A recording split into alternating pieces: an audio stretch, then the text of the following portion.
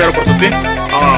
ಜಂಗಮ ಮೂರ್ತಿ ಆಗಿರುವಂತ ಮಡಿವಾಳ ಏನ್ ಕರೀತಾರೆ, ಕೇಳ್ತಾರೆ ಏನಪ್ಪ ಇದು, ನೀ ಏನ್ ಮಾಡ್ತಿ ಏನು ಎಲ್ಲ ಕೇಳಿದ. ನಮ್ಗಿಬ್ಬರು ಮಕ್ಳು ಅದಾರ ಅಮ್ಮ ಅಂತೇಳಿ ಕರ್ಕೊಂಡ್ಬಂದು ಹೇಳ್ತಾನ.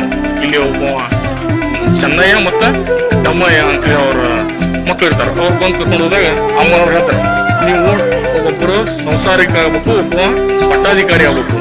ಚೆನ್ನಯ್ಯ ಏನಾಗ್ಬೇಕಪ್ಪ ಅಂದ್ರೆ ಸಂಸಾರಿಕ ಆಗ್ಬೇಕು, ದಮ್ಮಯ್ಯ ಪಟ್ಟಾಧಿಕಾರಿ ಆಗ್ಬೇಕು ಅಂತೇಳಿ ಆ ಪ್ರತಿತಿ ಅಮ್ಮನವ್ರು ಹಾಕಿ ಕೊಡ್ತಾರ. ಈ ಮಠಕ್ಕೆ ಕೊಟ್ಟ ಇಬ್ರು ಗಂಡ್ಮಕ್ಳು ಹುಡ್ತಾರ. ಒಬ್ಬವ ಮಠಕ್ಕಾಗಿ ಒಬ್ಬ ಸಂಸಾರಿಕ ಆಗ್ಬೇಕು, ಇನ್ನೊಬ್ಬವ ಪಟ್ಟದ ದೇವ್ರು ಆಗ್ಬೇಕು ಅನ್ನುವಂಥದ್ದು ಅಮ್ಮನವ್ರ. ಆಮೇಲೆ ಇದೇ ರೀತಿ ಮುಂದೆ ನೀವೇನಾದ್ರೂ ತಪ್ಪು ನಡೆದ್ರ ಅಂದ್ರ ಈ ಮಠದಲ್ಲಿ ಕಟ್ಟಿ ಬಿದ್ದು ಹಳ್ಳಾಡ್ತಾವ ಅನ್ನುವಂಥದ್ದು ವಾಣಿಯನ್ನು ಕೂಡ ಅವರು ಶ್ರೀಮಠಕ್ಕೆ ಹರಿಸಿರ್ತಾರ.